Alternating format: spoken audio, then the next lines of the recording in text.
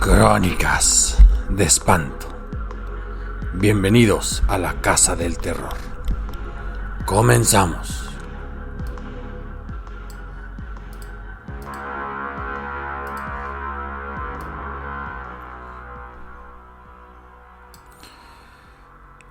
Son unas 3 veces que su servidor ha visitado el estado de Baja California Sur. Encantado por las playas, por aquellos parajes desérticos, por aquella naturaleza contrastante. Y realmente solo he visitado Los Cabos y San José del Cabo. He querido ir a Todos Santos, pueblos antiquísimos, aunque realmente el estado se ha configurado hace apenas unas décadas así como tal. Hay mucha historia y por lo tanto hay leyendas. Y precisamente ahí en Todos Santos, en la área rural, hay una leyenda que puede entristecernos bastante y que ha generado una tradición para aquellas mujeres que no pueden dar a luz. Así es. Hay un paraje que se le conoce como Palo Blanco, dado que esa es una de las especies nativas de buena parte del país, este árbol. Y ahí hay una tumba que no tiene epitafio y que ahora pues está rodeada como de regalos, de exvotos, por una mujer que dicen que ahorcaron cuando ya estaba ella muerta. ¿De cuándo es el relato? La mayoría dice que fue antes de la independencia de México, allá por 1780. Yo creo que es más cercano. No me toca a mí dilucidar o descifrar el origen de este incidente. Simplemente se los voy a contar. Y ya saben ustedes que la gente se juntaba a vivir, se casaba, pues muy joven. Y así es que esta pareja pues se casó a los 18 años. Ella era Matilda, él era Gregorio. Y siendo un lugar donde lo que sobraba eran tierras, quizás unas tierras no tan fértiles como las de otros lugares, de otros estados, tenían su ranchito, tenían su huerto, Gregorio y Matilda. Ahí trabajaban. Pero para poca fortuna de Matilda, la suegra vivía con ellas. Y decir la suegra, pues era que a veces se entrometía en la vida familiar. Parece también que el hermano más chico de Gregorio allí vivía. Y todo parecía normal porque también era la época en que se arracimaban las familias en la esperanza de conseguir luego otro terreno. Y como en la película de Pedro Infante, así decía Gregorio: vieja, ya me voy. Adelante, vete a trabajar. Y se iba. Y se quedaba Matilda, pues lidiando con la suegra. Ya saben, que el regaño, que así no se cocen los frijoles, que así no se cuecen los frijoles, como que se cocen. Así no se remienda la ropa. ¿No tienes una mejor aguja? Mira, ya pegó el sol en lo alto y tú todavía no has levantado la casa. Y el matrimonio parecía también una suerte de martirio para Matilda. Pero ya llegaba el marido y se le olvidaba todo. Aquello era alegría, felicidad. Cuando podían iban y se acercaban al mar a escuchar el romper de las olas, porque es bien sabido que ahí donde está el mar abierto, es decir, el Pacífico, pocos lugares para meterse de manera segura, sí los hay, pero el puro arrullar de las olas y el sonido del viento puede ser tremendamente relajante para una mujer en esas condiciones. Pero un día como tales, ya estaban creciendo las calabazas y a punto de cosecha. Calabaza mexicana, que no sé por qué ahora le dicen italiana. Bueno, sí sé, pero es tema de otro tema, muy diferente. Esas calabazas ya habían crecido, estaban a punto de cosecha. Vieja, ya me voy. Ahí te encargo el campo de calabazas. Échale un ojo. Hay que espantar a las alimañas. No falta el ratero. Y así es que mientras la suegra se quedaba en la casa haciendo esto y haciendo aquello, Matilde fue a darle un poquito de cuidado a aquel campo, con su arado, con una cubeta de madera, cuidando, volteando a veces las calabazas para que no se marcaran mucho del lado que estaban en el piso, ya lo saben, y tuvieran un mejor aspecto. ¿Todo esto parece normal? Sí. Y uno de los vecinos del rancho colindante, don Astolfo, iba caminando, y cuando iba llegando: Matilda, buenos días, doña Matilda. Ay, señor, buenos días, don Astolfo. Qué chulada de calabazas tiene usted, señora. Ay, ¿cómo cree? Pues mire, ahí están, ahí van creciendo bonitas. Pues qué bonitas están sus calabazas. Que Dios la bendiga, hasta luego. Y se va como si nada, don Astolfo. El problema es que, estando en la casa, la suegra lo interpretó de otra manera y escuchó que le estaban chuleando las calabazas a Matilda y pensó que era un intento de coquetería y, por qué no decirlo, de hasta infidelidad. Que pronto sale como hecha rauda y furibunda, como una diabla, y le dice: vieja coqueta impertinente, yo sabía que mi marido se estaba casando con una cualquiera tal por cual, y que la empieza a golpear.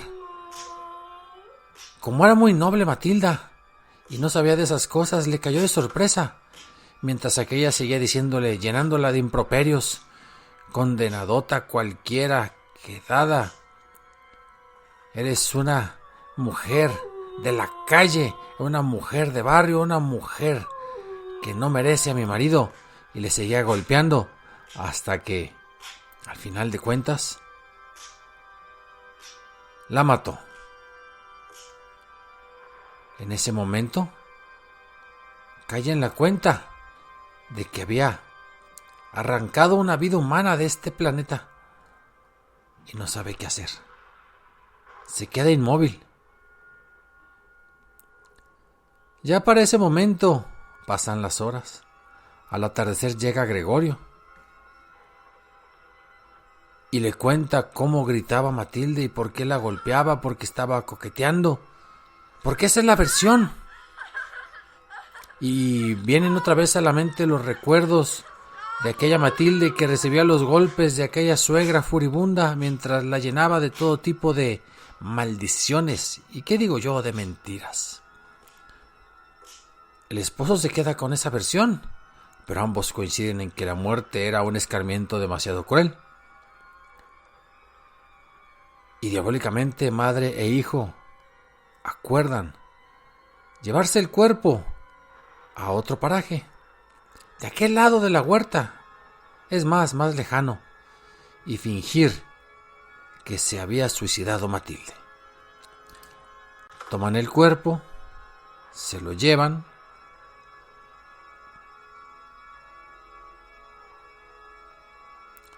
van cruzando la huerta, cruzan el campo, y a lo lejos se encuentran el paraje donde un árbol de palo blanco precisamente les servirá como parapeto para fincar ahí su mentira. Cuentan con que se tarde mucho en encontrar aquel cuerpo que pueda tapar las señales de violencia y de golpes que la suegra había dejado en aquella jovencita. Ponen la cuerda, fingen el ahorcamiento, ven la manera de que parezca como un hecho pudo ser ejecutado por la misma Matilde y regresan a la casa. Nunca caen en la cuenta de que el hermano de Gregorio, el niño chiquito, había sido testigo directo de los hechos. Estaba del otro lado y por miedo no se había acercado. Como era un tanto inquieto aquel niño, como lo vieron hasta en la noche, y sabían que a veces se iba de la casa, puesto que no había escuela, y a veces regresaba y se encargaba de alguna cosa, o estaba desocupado, pensaron que no había visto nada. Al día siguiente comienza toda la pantomima. Oiga, vecino, ¿no ha visto a Matilde? Y Astolfo contestaba, sí, la vi, como el mediodía cuando yo también iba a mi trabajo. La saludé, ahí estaba en la huerta. Qué caray, pues no la encuentro. Pero gracias. Y luego le preguntan a Liviano, y a Arnulfo, a doña Rosario, a Genoveva, a Isaura. Amplían su rango de búsqueda. Nadie ha visto a Matilde. Y pasa el día y la noche y un día siguiente. Y todos en esa obra de teatro montada por Gregorio y su madre, la suegra maldita. Empiezan a hacer la búsqueda, pero no se encuentra por las cercanías. Pasan los días. Y al llegar a la semana completa, resulta que uno de los vecinos encuentra el cuerpo ya en estado de descomposición, ahí, en ese árbol de palo blanco. La gente se acerca, empiezan a comentar. Las autoridades viajan, casi desde la capital. Pero ¿qué digo capital? Desde el pueblo más cercano, que para ese momento sería La Paz o San José. Empiezan a ver el cuerpo y todo mundo consolando a Gregorio porque se había suicidado la esposa. Pero las autoridades avanzan y dicen, no, aquí hay algo más. Aquí se ve que tiene golpes en otras partes, incluso golpes en la cabeza, y si el cuerpo seguía colgado, ¿cómo se golpeó? Y la gente empieza a preguntar. Y la gente empieza a ver que se ponen nerviosos la suegra y Gregorio. Terminan también por preguntarle al niño, que todo atemorizado, el cuñadito de Matilda, confiesa todo lo que vio. Confiesa los golpes, confiesa la violencia, confiesa el sufrimiento de Matilda. Y pues sí, a la cárcel, que es a donde tenían que ir, fueron la suegra y Gregorio. Todo por chulear unas calabazas. Pasaron los meses. En la cárcel, después del escándalo,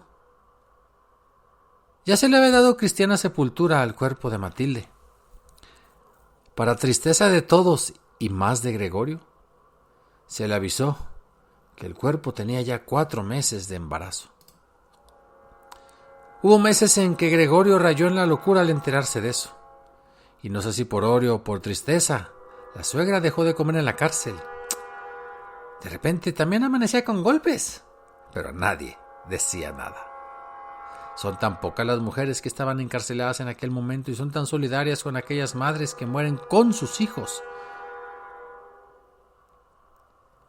Después de la muerte de la señora, Gregorio cumplió su condena. Pero nadie le hablaba, ya nadie fue el mismo con él.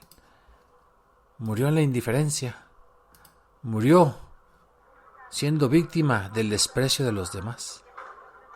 En el olvido, váyame. Y ahí donde se enterró a Matilda, crecieron 4 plantas. Plantas estacionales, pues, con las pocas lluvias que a veces caen en el mes de agosto. Pero la gente dijo, mira, esas lluvias, esas plantas, 4 meses de embarazo. Matilda debe de estar en el cielo. Y desde entonces, muchas mujeres que no lograban tener hijos, iban y le dejaban un juguetito, un carrito de ruedas, iban y le dejaban una ropita de niño, Iban y le dejaban un exvoto, y aquella tumba se convirtió poco a poco en una especie de lugar de peregrinación temporal. Y la gente iba. Y sigue la leyenda, no muy extendida, de que murió con un bebé de 4 meses. Murió de manera injusta por una mala interpretación, por una suegra maldita, y no murió ahorcada, murió golpeada, aunque algunos le dicen la tumba de la ahorcadita. Y de vez en cuando alguna jovencita que quiere dar a luz o embarazarse, primero embarazarse y después tener un buen parto, van y le rezan a Matilde, le piden eso. Recordando a lo lejos aquella tragedia que ocurrió hace muchos años, pero que nos dice que lo más importante es no estarse metiendo en las cuestiones ajenas, ni aunque sean los hijos. Esto fue Crónicas de Espanto. Escriban, opinen, asientan, disientan. Mi correo electrónico es crónicasdeespanto0@gmail.com. Y nos vemos la próxima semana.